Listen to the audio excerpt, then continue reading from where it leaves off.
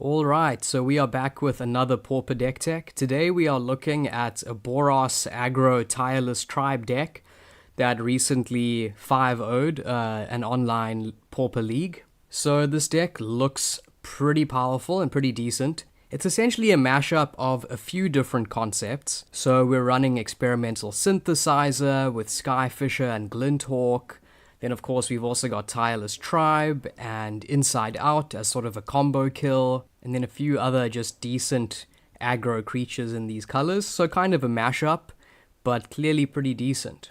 So let's dive in. First up, in terms of the 1-drops, we have 4 copies of Experimental Synthesizer, one of the most impactful Pauper cards from Kamigawa Neon Dynasty. So it's 1 red for an artifact. It says when it enters the battlefield or leaves the battlefield, exile the top card of your library. Until end of turn, you may play that card.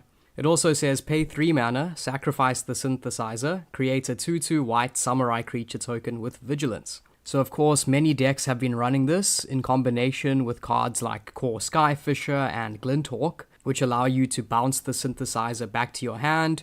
So therefore you get the exile trigger and then you can play it again for yet more triggers. So quite a powerful little synergy. So of course, for those who don't know, Glinthawk is 1 white for a 2/2 with flying. It says when it enters the battlefield, sacrifice it unless you return an artifact you control to your hand. So very perfect with Synthesizer. We're also running a few artifact lands, which the Glinthawk can also bounce. Then of course, Core Skyfisher, 2 mana for a 2/3 flying. When it enters the battlefield, return a permanent you control to its owner's hand. In terms of more artifacts, we are running Wedding Invitation from Crimson Vow. 2 mana for an artifact. When it enters the battlefield, draw a card. And it says tap, sacrifice Wedding Invitation.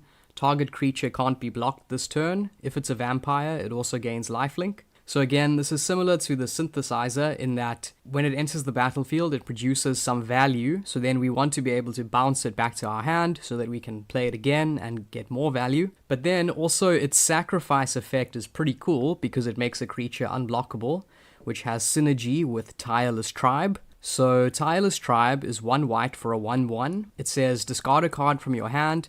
Tireless Tribe gets +0/+4 until end of turn. So there have been a few combo decks in Pauper over the years around Tireless Tribe, where basically we want to discard a bunch of cards from our hand, pump up Tireless Tribe's toughness hugely, then we use a spell like Inside Out. So Inside Out, 2 mana for an instant. It says switch target creature's power and toughness until end of turn, draw a card. So once we've cranked up the tribe's toughness really high, we switch its power and toughness and attack for a ton of damage. So Wedding Invitation has synergy with Tireless Tribe because we can make the tribe unblockable once we've pumped up its power really hugely. Okay, then just yet another very decent white weenie card is Squadron Hawk, of course. 2 mana for a 1/1 flying. When it enters the battlefield, you may search your library for up to 3 cards named Squadron Hawk and put them into your hand.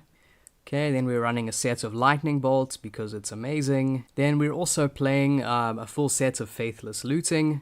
1 red for a sorcery, draw 2 cards, then discard 2 cards with a flashback cost of 3. So basically this just helps us dig through our deck and reach the cards that we want to draw. And then finally we are running a set of Prismatic Strands, yet another very powerful spell in Pauper.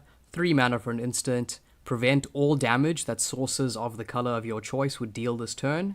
Then it has flashback, and its flashback cost is you tap an untapped white creature you control. So Prismatic Strands can be a massive blowout. You know, you can prevent all the damage your opponent's creatures would deal most of the time, which can keep you alive for another turn, or make you come out of combat on top. So there you have it. It's a very simple, elegant list today. Nothing too crazy going on. But it looks really cool and it performed really well over the last few days. So I think there's definitely some potential here. If you have ideas for the deck, let me know.